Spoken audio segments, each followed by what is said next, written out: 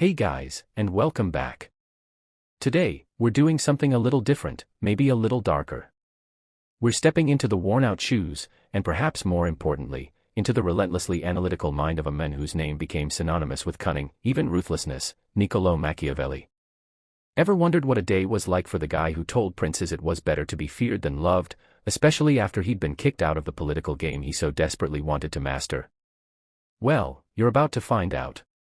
We're heading to Tuscany, around 1513, to your little farm at Sant'Andrea in Percasina, just outside Florence, where you, Niccolò, are trying to make sense of a world that has, for the moment, discarded you. This is where you penned your most infamous work, a slim volume that would echo through the corridors of power for centuries. If you're enjoying this dive into the past, consider hitting that like button, and maybe subscribe if you haven't already. Let me know in the comments what historical figure's daily grind you'd like to experience next.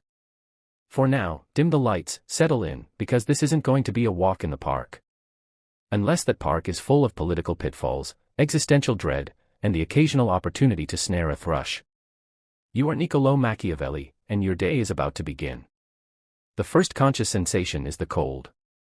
Not a biting, aggressive cold, but a damp, seeping chill that seems to emanate from the very stones of the farmhouse walls, a chill that has wormed its way into your bones through the thin wool of your blanket and the coarse linen of your nightshirt. You lie still for a moment, listening. The pre-dawn silence of the Tuscan countryside is not truly silent. There's the distant, mournful hoot of an owl, probably perched in the olive grove that slopes down towards the Greve Valley. Closer, the rustle of mice in the thatch, a constant, irritating reminder of the imperfections of this rustic exile. You shift, and the straw-filled mattress beneath you crackles like dry leaves, a sound that seems far too loud in the stillness. It's a far cry from the beds you knew in Florence, or even the rougher accommodations on diplomatic missions, where at least the urgency of state business provided a different kind of distraction from physical discomfort. Here, there is only the discomfort, and the endless, churning thoughts. You resist the urge to pull the thin blanket tighter. What's the use? It offers little more than a psychological barrier against the morning air, which already carries the scent of damp earth and wood smoke from some early rising neighbor. Your eyes are still closed, but your mind is unfortunately wide awake, already picking at the scabs of old grievances. The Signoria Piero Soderini, that well-meaning, dithering gonfalonier, whose indecisiveness proved his, and by extension, your, undoing. The Medici, back in power, swaggering through Florence as if they owned the very air, which, you suppose with a grimace, they now effectively do. And you, Niccolò, son of Bernardo, loyal servant of the Florentine Republic for 14 years, 5 months, and 19 days, not that you're counting, of course, you are here. Here, in this glorified peasant's hovel, swatting at metaphorical flies and actual insects, your talents, your experience, your razor-sharp understanding of political realities, all moldering like unsold goods in a damp market stall.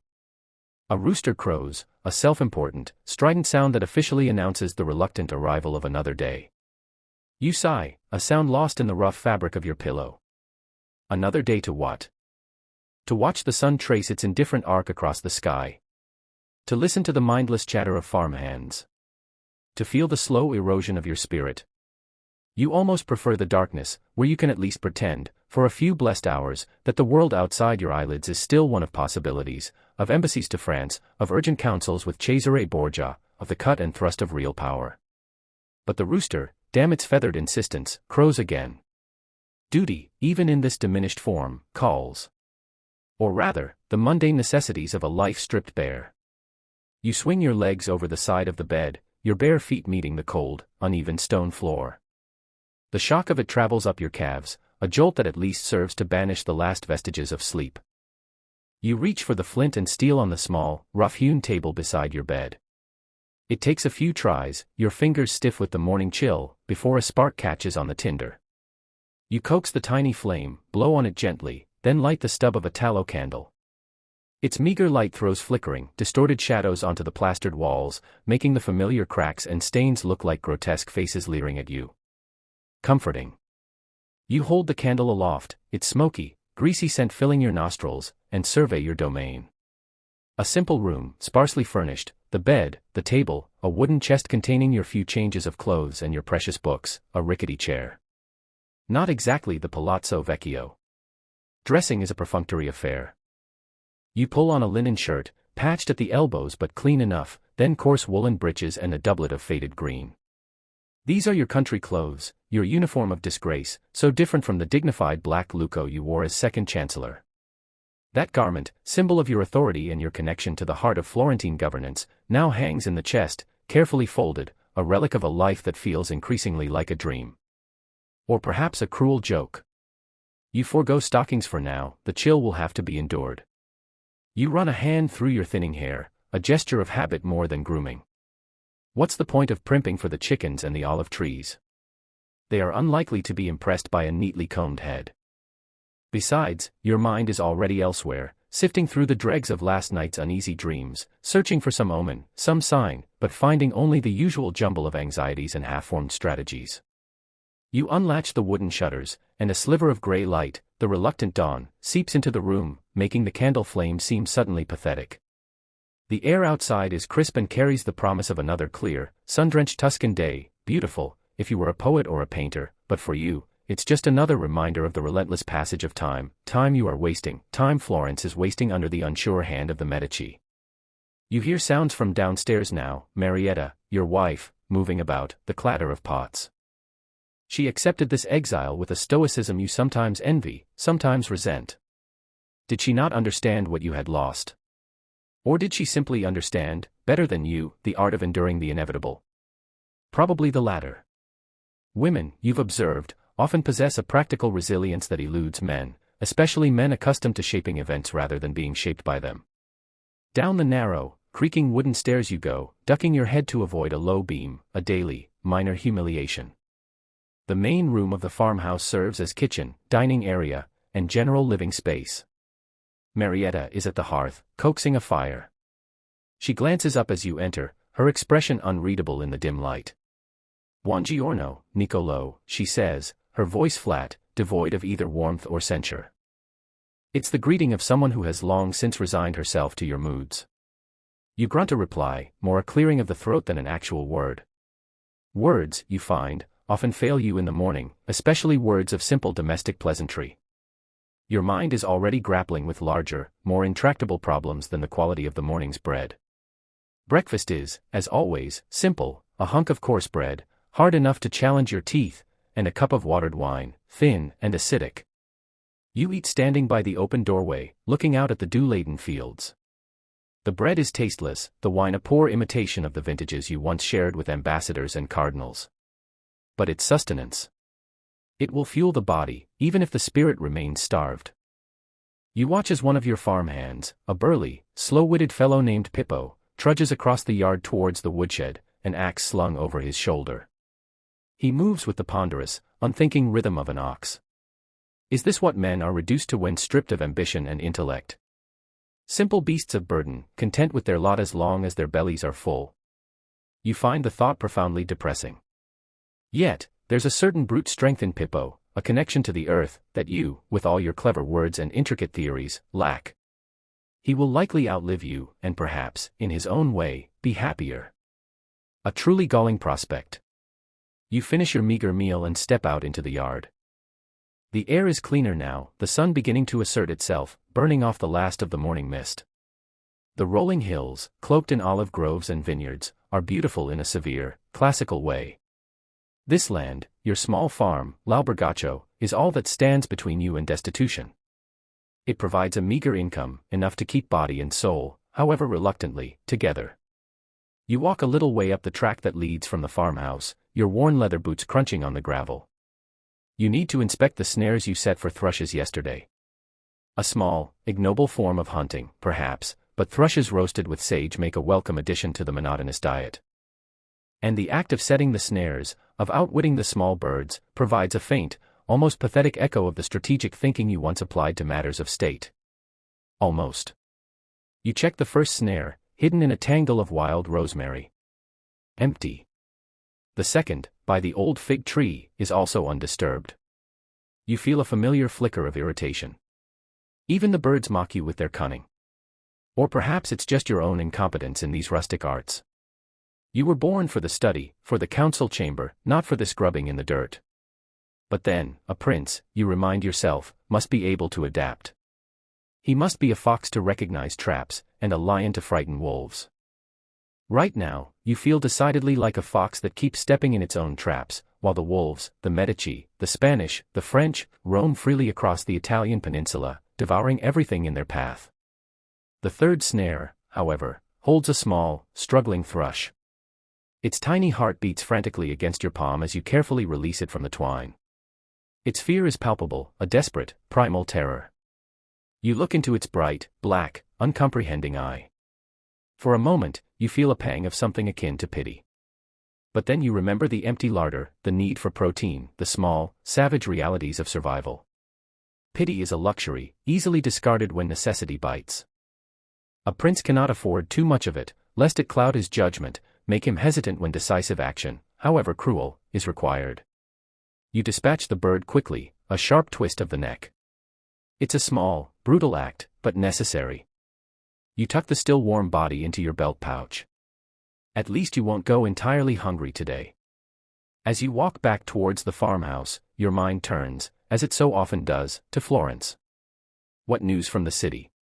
Are the Medici consolidating their power effectively, or are they repeating the mistakes of past rulers, alienating the populace, creating new enemies? You crave information, the lifeblood of politics. Here, news trickles in slowly, distorted by rumor and repetition, like water from a muddy well. You miss the buzz of the Piazza della Signoria, the endless stream of couriers, the whispers in the corridors of power. You miss the feeling of being at the center of things, of having your finger on the pulse of the Republic. Now, your finger is on the pulse of a dying thrush. The irony is not lost on you, and it tastes like ash in your mouth. You consider, for a moment, walking to the nearby village of Sant'Andrea in Percasina.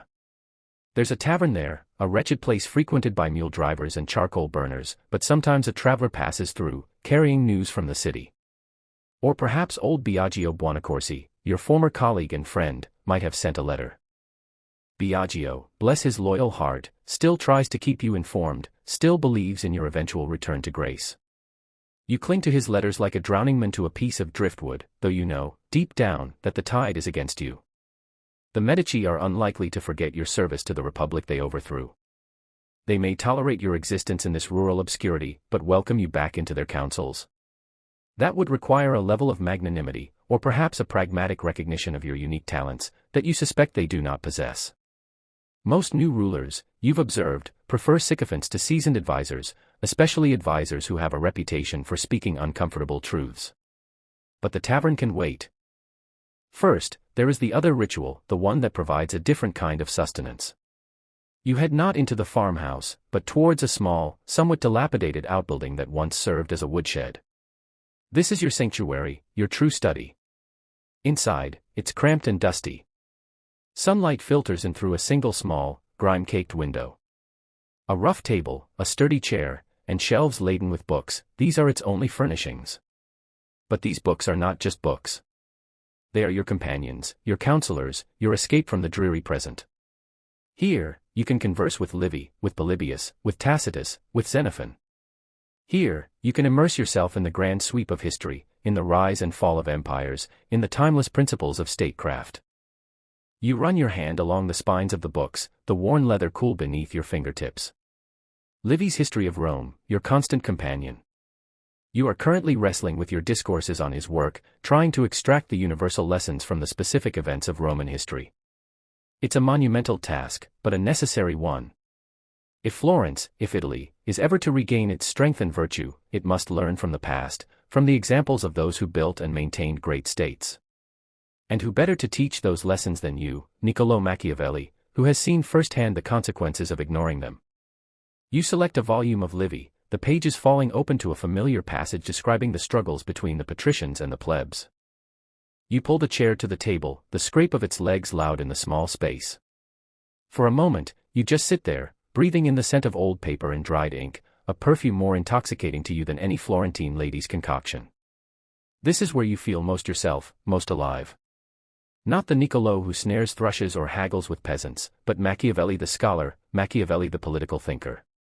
Here, in the company of these ancient minds, your own mind sharpens, your thoughts clarify. The bitterness of your exile recedes, replaced by the cool, clear light of intellectual inquiry. You dip your quill pen into the inkpot, the scratching sound as you begin to write oddly comforting. You are not writing your discourses just yet, nor the prince, that explosive little treatise you are crafting in the evenings, a desperate plea for a ruler who can finally unite Italy. No, this morning, it is a letter. A letter to Francesco Vettori, your friend, the Florentine ambassador in Rome. Vettori, who still holds a position of influence, who still has access to the corridors of power at the papal court. You pour out your frustrations, your observations on the political situation, your unsolicited advice.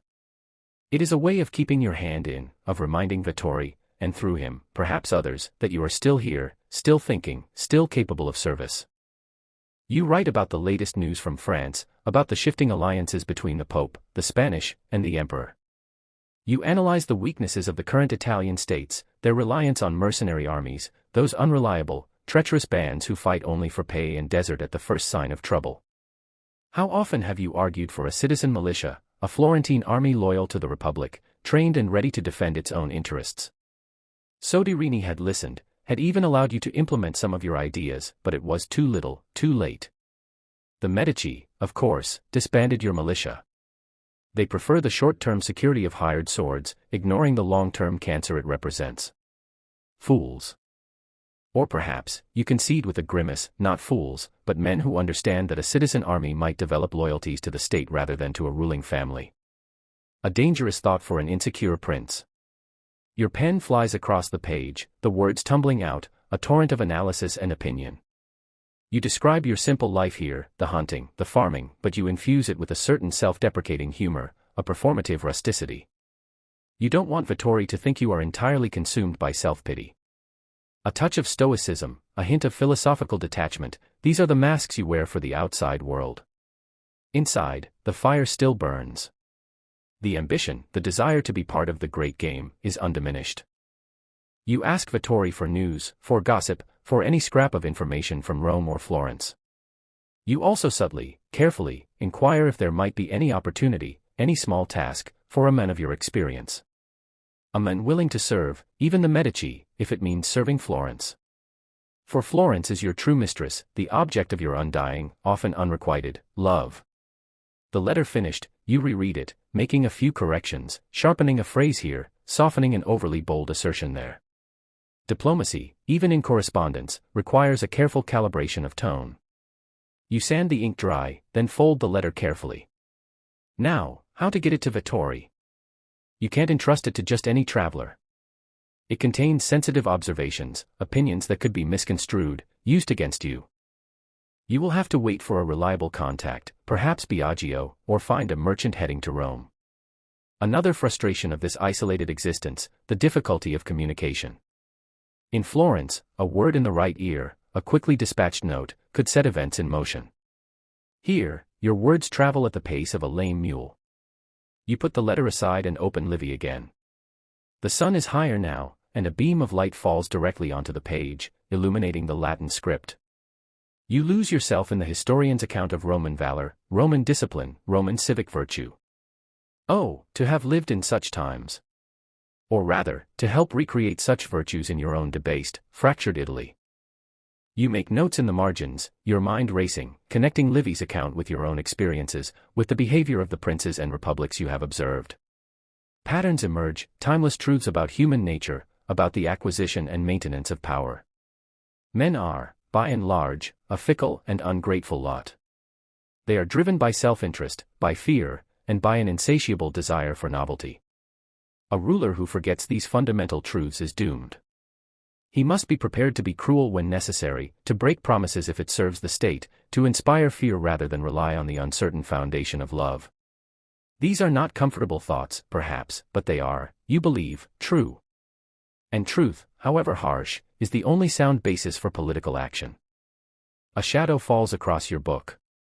You look up, startled. Marietta stands in the doorway of the shed, her arms crossed. The bailiff from the Tornabuoni estate is here, she says, her voice devoid of expression. He wants to discuss the boundary dispute again, you sigh. The Tornabuoni, powerful Florentine nobles, have been nibbling away at the edges of your small property for months, claiming a strip of olive grove that you know, from your father's records, belongs to you.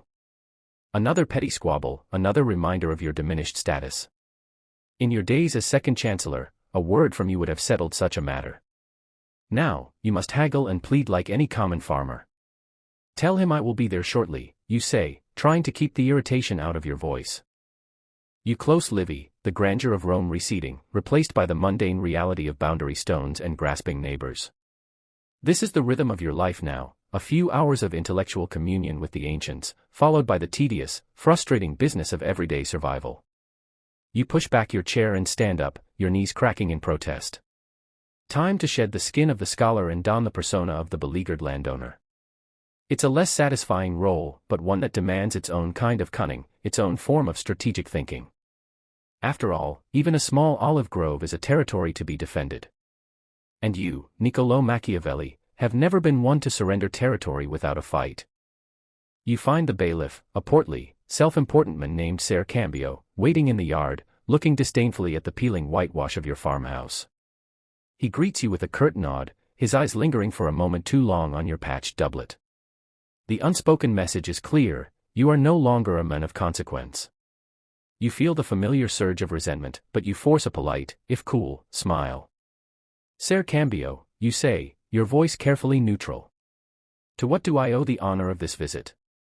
You know perfectly well why he's here, but the forms must be observed, even in these rustic negotiations. It's a miniature version of the diplomatic dances you once performed on a much larger stage. Ser Cambio launches into a long-winded explanation of his master's claim, gesturing vaguely towards the disputed olive grove. He speaks with the unearned confidence of a man who knows he represents the stronger party. You listen patiently, your mind dissecting his arguments, searching for weaknesses, for inconsistencies. He relies on hearsay, on dubious interpretations of old landmarks. You, on the other hand, have your father's meticulously kept records, precise measurements, signed affidavits. Facts. But facts, you know, are often no match for power and influence, especially when the legal system is slow, expensive, and easily swayed by the wealthy. You counter his assertions calmly, presenting your evidence point by point. You speak with the clarity and precision that once impressed foreign potentates, but Ser Cambio seems largely unmoved. He brushes aside your documents with a wave of his hand. These are old papers, Machiavelli, he says, a hint of a sneer in his voice. Times change. My master, Messer Tornabuoni, has a different understanding. A polite euphemism for, we want it, and we are strong enough to take it. It's the eternal story of politics, played out in miniature over a few worthless olive trees. The strong do what they can, and the weak suffer what they must. Thucydides knew it. You know it. And Ser Cambio, in his own oafish way, knows it too. The argument goes back and forth, a tedious, circular debate. The sun climbs higher, beating down on the dusty yard. You feel a headache starting, a dull throbbing behind your eyes. This is what your life has become, haggling over a few square feet of dirt while the fate of Italy hangs in the balance. You imagine Cesare Borgia, that brilliant, ruthless condottiero you once admired and studied so closely. Would he waste his time on such petty disputes? No. He would have found a quicker, more decisive solution. A few well-placed threats, a mysterious accident, a sudden change of heart on the part of the Tornabuoni. Such methods, you reflect, are often condemned as immoral, but are they not sometimes more efficient, more merciful in the long run, than endless, fruitless legal wrangling? A disturbing thought, perhaps, but one that your current predicament makes increasingly attractive. You try a different tack. You appeal to Ser Cambio's sense of fairness, to his reputation as an honest man. You flatter him subtly, praising his astuteness, his understanding of complex matters. A little oil to smooth the workings of the negotiation. It's a technique you've used 100 times in diplomatic settings. Sometimes it works. Sometimes, as now, it falls on deaf ears. Ser Cambio is clearly under instructions from his master, and no amount of reasoned argument or subtle flattery is going to sway him.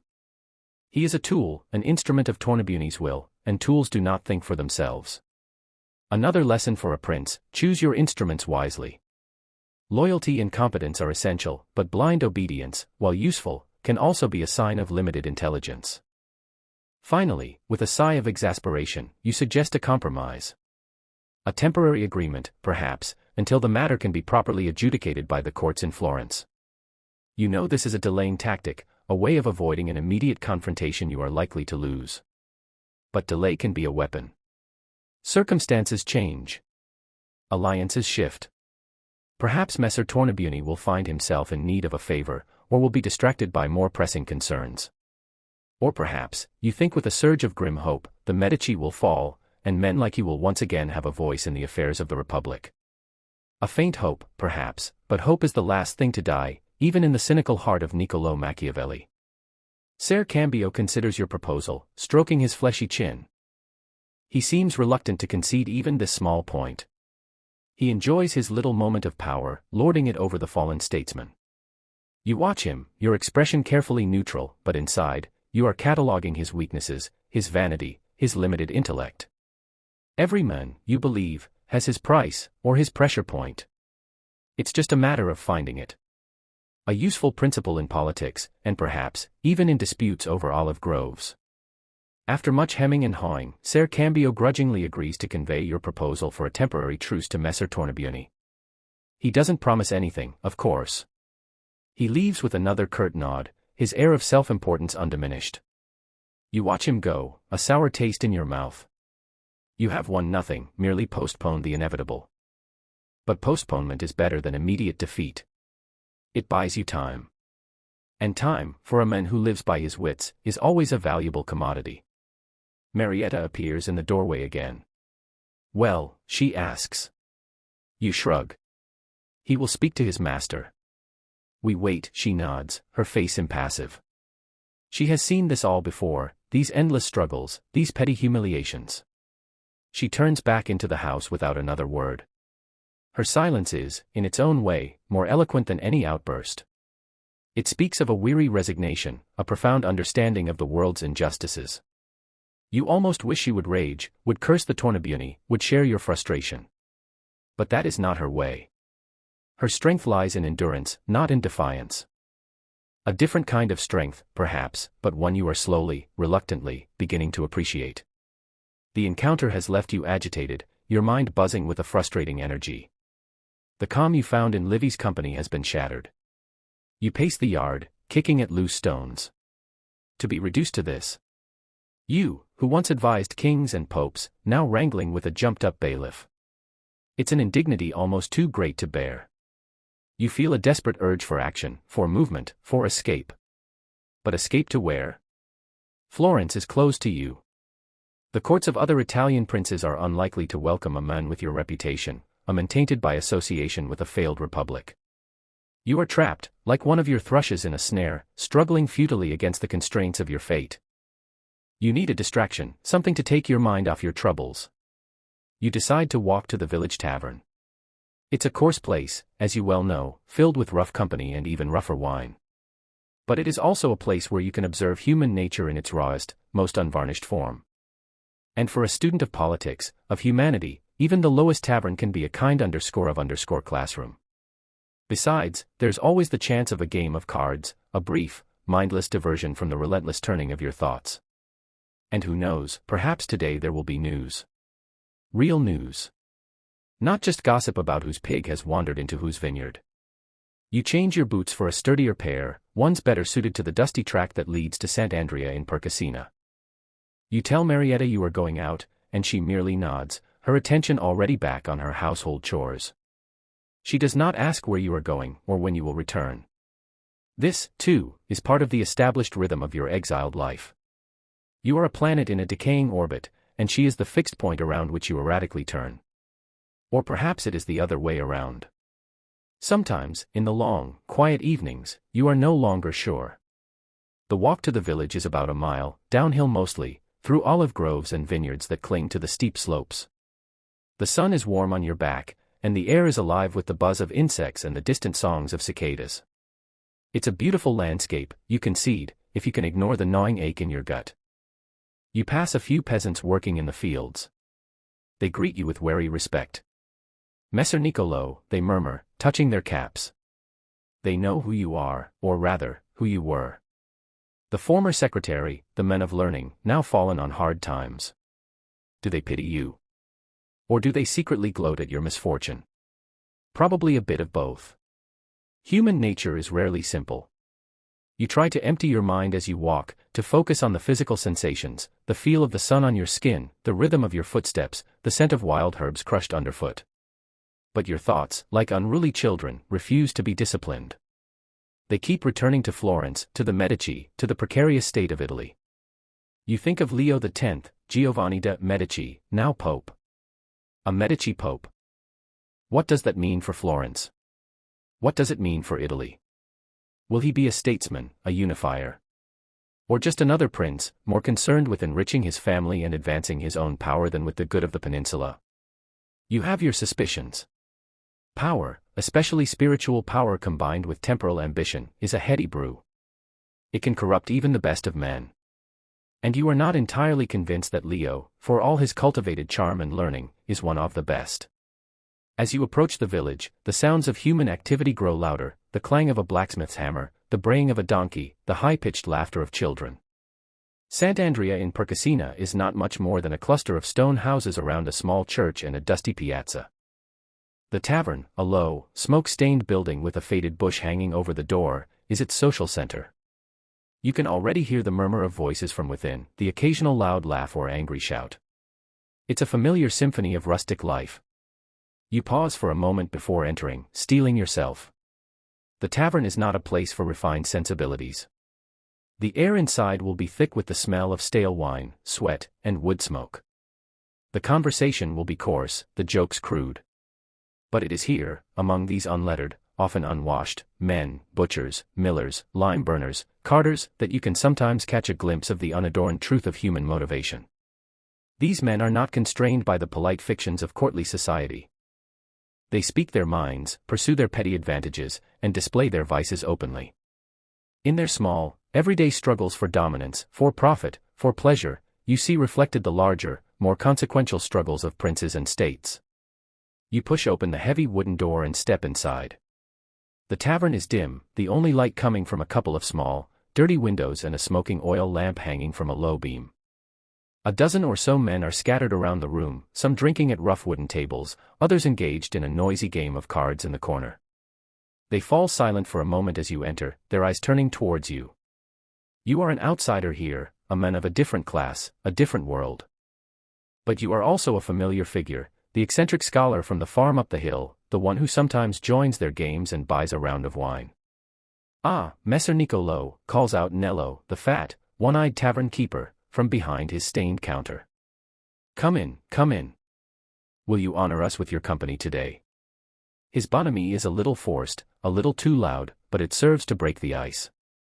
The other men murmur greetings, some curious, some indifferent. You nod in acknowledgement, a faint smile on your lips. "Nello," you say.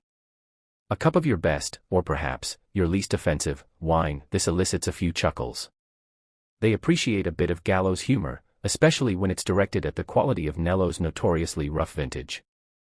You find a seat at an empty table, slightly apart from the main group but close enough to overhear their conversations. Nello brings you a cup of reddish, cloudy wine. It tastes, as expected, like vinegar mixed with regret. You take a sip, trying not to wince. The important thing is not the quality of the wine, but the access it grants you to this small, self-contained world. You listen as the men talk. They speak of crops, of livestock, of local feuds, of women. Their concerns are immediate, personal, and profoundly earthly.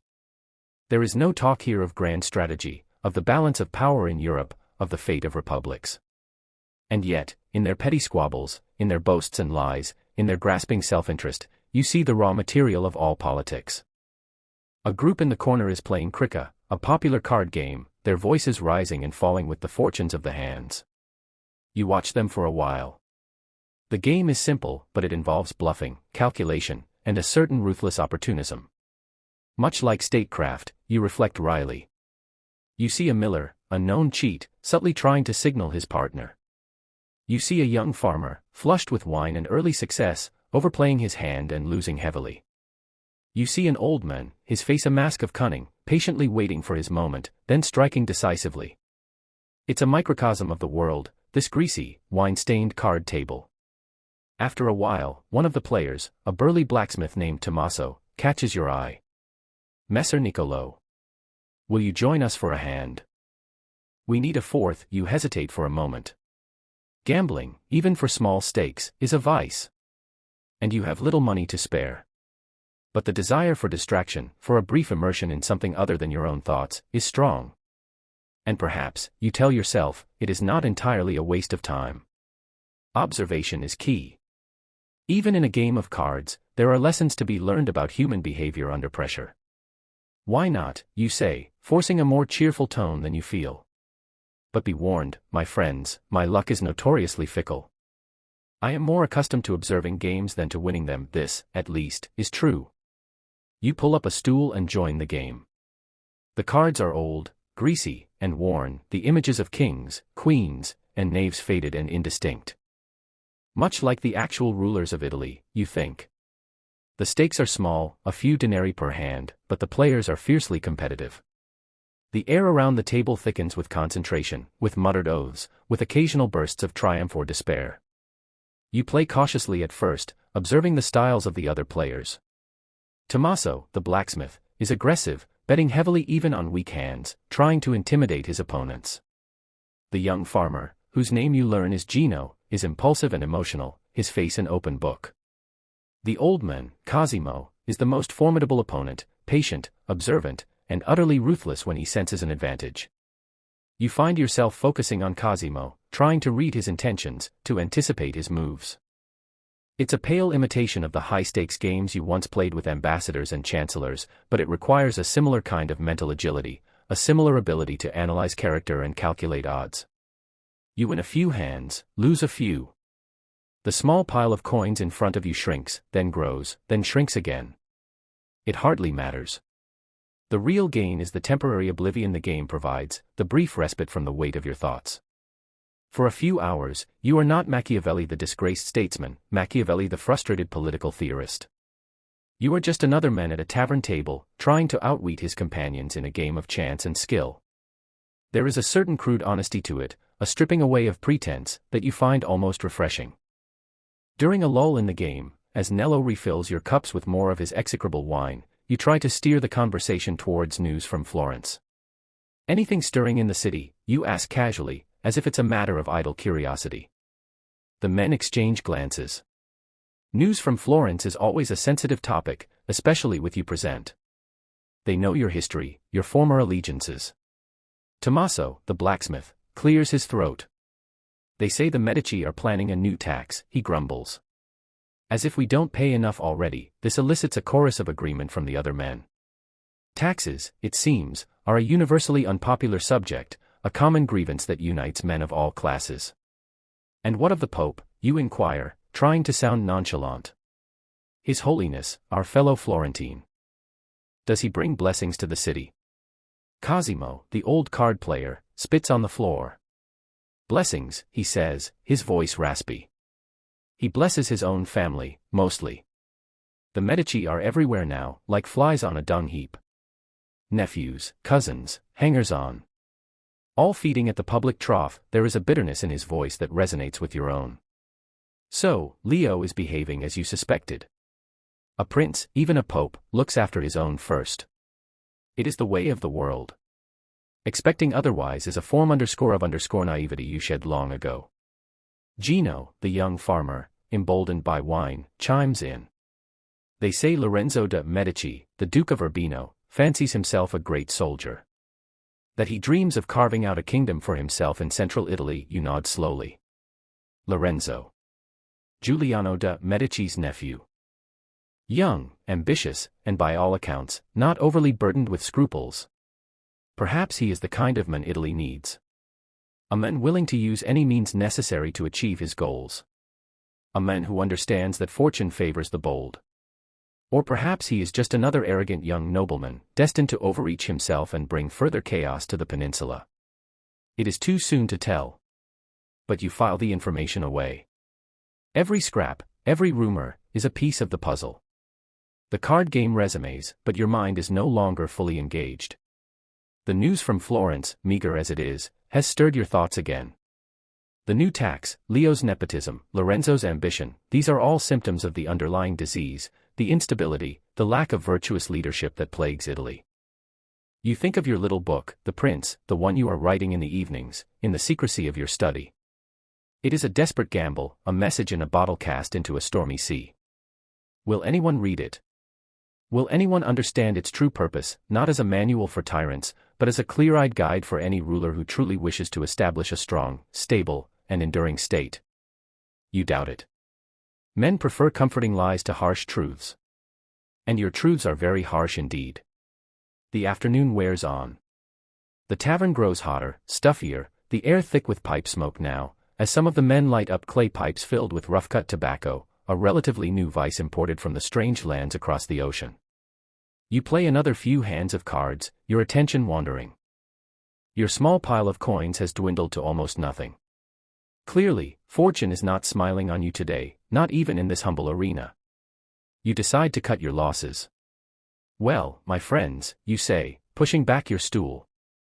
It seems Lady Luck has deserted me. I leave the field to you. You offer to pay for the last round of wine, a gesture of goodwill. It costs you nearly all your remaining coins, but it is worth it to maintain a semblance of camaraderie. You never know when you might need these men, or information they possess. Allies, however humble, are always useful. You take your leave, stepping out of the dim, smoky tavern into the bright afternoon sunlight. The fresh air is a relief, clearing your head, though the taste of Nello's wine lingers like a bad memory. The walk back to your farm is uphill now, and you feel the strain in your legs, the effects of the wine, the long hours spent sitting. You are not as young as you once were. The body, like the state, begins to decay if not properly maintained. You make a mental note to spend more time on physical labor, less in taverns. A resolution you have made before, and will likely make again.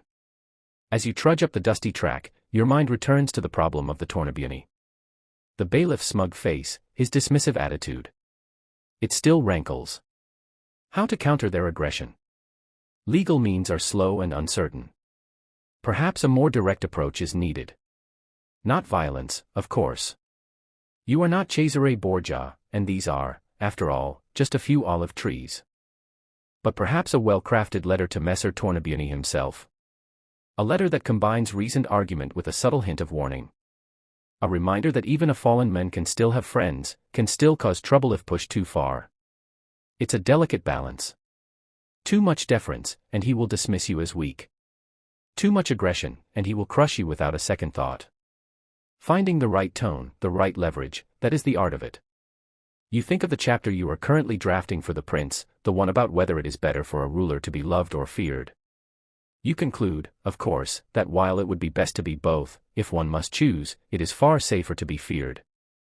Love is a fragile bond, easily broken when self-interest dictates. Fear, however, is maintained by a dread of punishment, which never fails.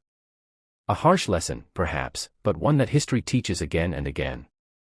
Messer Tornabuoni, you suspect, understands the language of fear far better than the language of love or justice.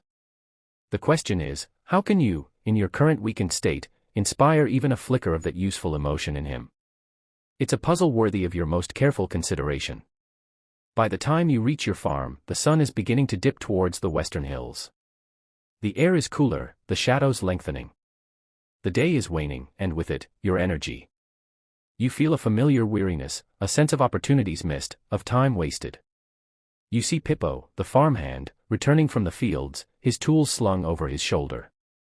He nods to you, his face streaked with dirt and sweat, but with an air of simple contentment that you can only envy. He has done his day's work, earned his bread. His conscience is clear, his mind untroubled by the fate of nations or the intricacies of political theory. There are moments, and this is one of them, when you would almost trade places with him. Almost. Marietta is in the small garden behind the farmhouse, tending her vegetables. She looks up as you approach, her expression, as usual, difficult to read. Did you find what you were looking for in the village? She asks. Her tone is neutral, but you detect a faint note of something, disapproval. Concern. It's hard to say. I found the usual, you reply evasively. Fools, knaves, and bad wine. She says nothing, merely turns back to her weeding. This is the way of your communication now, oblique, guarded, full of unspoken things. The easy intimacy you shared in the early years of your marriage, before your career consumed you, before your fall from grace, seems like a distant memory, a half-forgotten dream. You go to the woodshed, your study, the thrush you snared this morning is still in your pouch. You take it out, its small body now cold and stiff. You will give it to Marietta to prepare for supper. A small offering, a tangible result of your day's endeavors, however pathetic. You look at the books on your shelves, the silent companions who offer so much wisdom, so much solace. Livy, Tacitus, Cicero. They understood the complexities of power, the fragility of fortune, the endless, cyclical struggles of men and states. They knew that life is a battlefield, and that only the strong, the cunning, and the fortunate survive. And now, the most important ritual of your day. You described it once in a letter to Vittori, a passage you wrote with a mixture of pride and self-mockery. You go to your wooden chest and take out the clothes you wore in your former life, the dignified black lucco, the symbol of your office, your status, your connection to the heart of Florentine power. You carefully shed your dusty, sweat-stained country attire, the clothes of Niccolò the farmer, Niccolò the tavern haunter. You wash your face and hands in a basin of cool water, scrubbing away the grime of the day. And then, reverently, you don the garments of your past. The fine wool feels unfamiliar now, almost alien against your skin, after so many months of coarse linen and rough homespun. Dressed in these regal and courtly robes, as you ironically termed them, you feel a transformation. Your posture straightens. Your thoughts seem to clear, to elevate.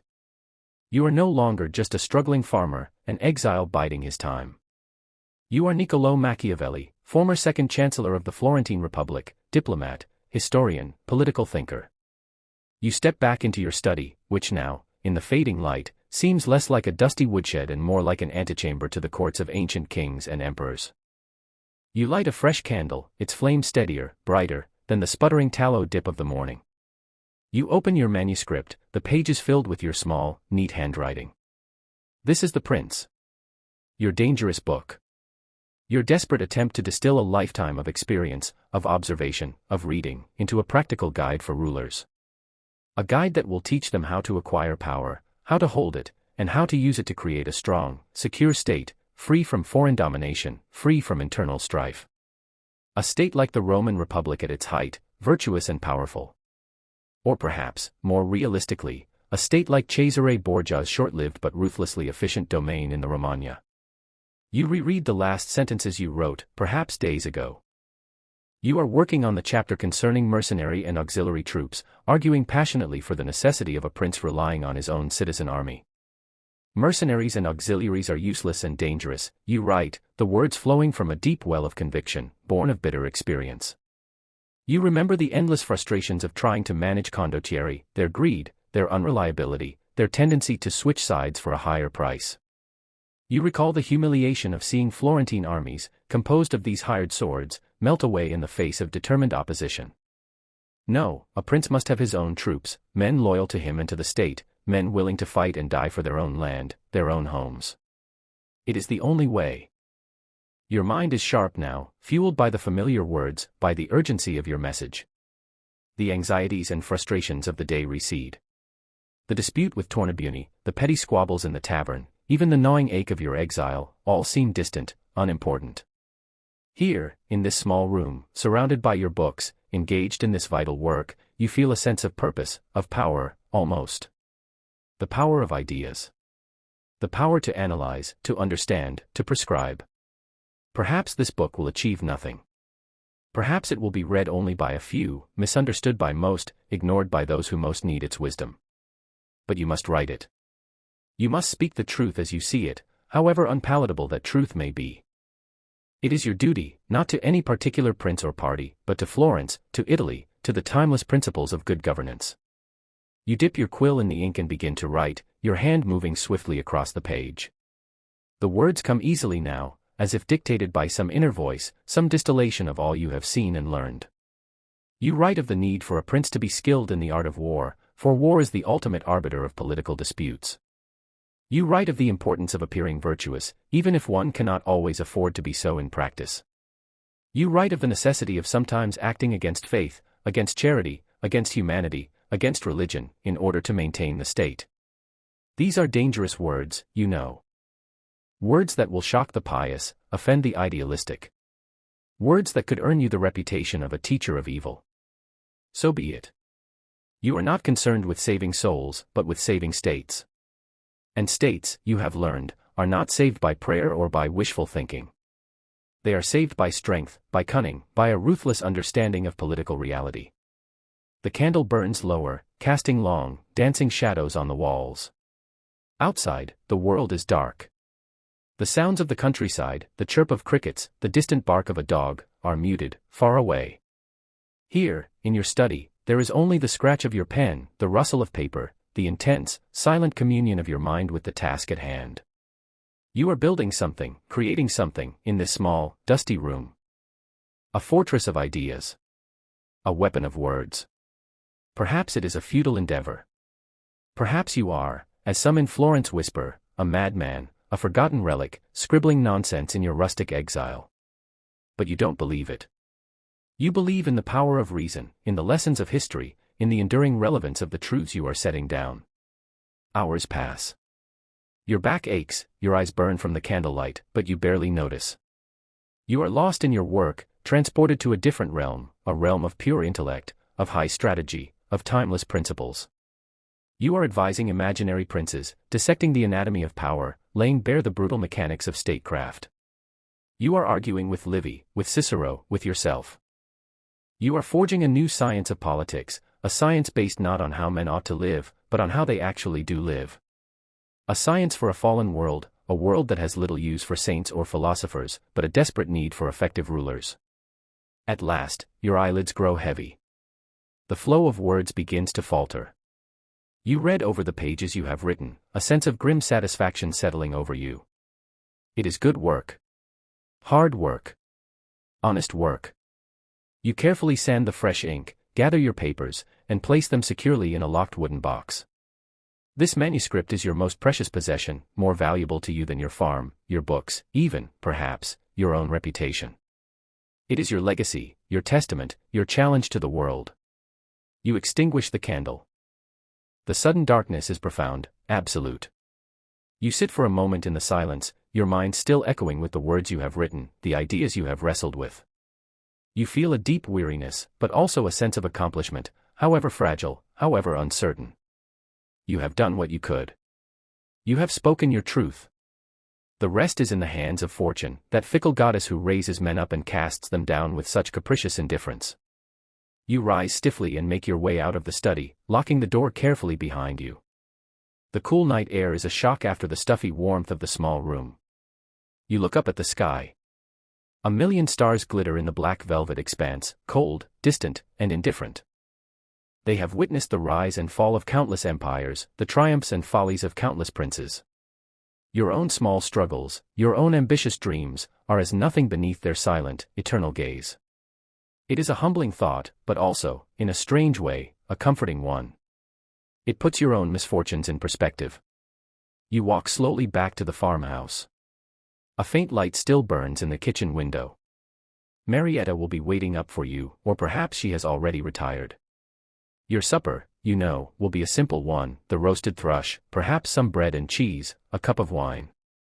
The same fare you have eaten 1,000 times, the same fare you will likely eat for 1,000 more, if fortune grants you so many days. It is a life stripped bare, a life of few comforts and many anxieties. But it is your life. And you will continue to live it, to endure it, to learn from it. As you approach the door, you hear the faint sound of Marietta humming a simple tune. It's a sound you rarely hear, a small, unexpected grace note in the somber symphony of your exile. You pause for a moment, listening. Perhaps, you think, there are still small pockets of peace to be found, even in this fallen world. Perhaps not all is darkness and struggle. Or perhaps it is merely another illusion, another trick of the mind, designed to make the harsh realities more bearable. You are not sure. And you are too tired, too weary of the world, to try to figure it out tonight. You enter the farmhouse. Marietta looks up from her mending, her needle poised. The thrush smelled good as it roasted, she says, a simple statement of fact, yet it feels almost like an offering of peace. You nod, managing a faint smile. I hope it tastes as good as it smells, you reply. A small exchange, a moment of ordinary domesticity. It is not much, perhaps, but tonight, it feels like enough. You sit at the rough wooden table, and Marietta brings you your supper. As you eat the small bird, its flesh savory and satisfying after the long day, you find your mind already drifting, not to the grand affairs of state, not to the Medici or the Tornabuoni, but to the simple, elemental need for rest. Later, lying once more on your straw-filled mattress, the familiar chill seeping into your bones, you stare up into the darkness. The day is done. You have survived another one. You have worked, you have observed, you have thought. You have wrestled with the great questions of power and governance, and with the petty irritations of your daily existence. You have communed with the noble spirits of antiquity, and you have wallowed in the muck of present-day reality. It has been, in short, a day like any other in your exile. And tomorrow, you know, will likely be much the same. The same struggles, the same frustrations, the same small, hard-won victories. But also, perhaps, the same opportunities for thought, for understanding, for creation. And for a man like you, Niccolò Machiavelli, that is, perhaps, all that truly matters. You close your eyes, and for a few blessed hours, you surrender to the oblivion of sleep, your mind still silently sifting the dross of experience for the pure gold of political wisdom, a task that will only end with life itself. The prince you dream of may never exist, but the pursuit of understanding him, and the world he must navigate, is a pursuit worthy of a lifetime. As you drift off, you are no longer in your rustic farmhouse. You are in the council chambers of Florence, your voice ringing with authority. You are on diplomatic missions, sparring with kings and cardinals. You are with Cesare Borgia, witnessing his audacity, his brilliance, his ruthlessness. You are in ancient Rome, walking with Livy, discussing the virtues of the Republic. Your dreams are a chaotic tapestry of past glories, present frustrations, and future possibilities. Even in sleep, your mind is at work, grappling with the eternal, intractable problems of power, fortune, and human nature. Because that, after all, is who you are. Niccolò Machiavelli. A servant of Florence. A student of statecraft. A man who dared to look at the world without illusion, and to write down what he saw, for better or for worse. And the world, you suspect, will never be quite the same because of it. Whether it thanks you or curses you for your candor, well, that remains to be seen. But you've laid your wager. Now it's up to fortune, and to those who come after, to decide the outcome. For now, you just try to get some rest. Another day of thinking, scheming, and surviving awaits with the dawn. And you, in your own grim way, almost look forward to it. It's better than the alternative, isn't it? To be forgotten. To be irrelevant. That, for Niccolò Machiavelli, would be the true hell. So, you endure. You write. You wait. And so, your day as Niccolò Machiavelli, a day steeped in the bitter brew of exile and the intoxicating spirit of intellectual pursuit, draws to its close. It wasn't exactly a romp in the Tuscan sun, was it? More like a long, hard look at the gears of power, and the often unpleasant grease that makes them turn. You've tasted the dregs of political fallout, the frustration of brilliance ignored, and the quiet desperation of a man who sees his world teetering on the brink and feels powerless to steady it, except with the might of his pen. It's a stark reminder that even the most influential minds can face periods of obscurity and hardship, and that sometimes, it's in those very periods that their most potent ideas are forged. We hope this journey into Machiavelli's world has given you a different perspective on the men behind the infamous name. Thanks for sticking with us through this rather intense day. Until next time, try to be good, but if you can't be good, well, perhaps just try to be effective. Ciao.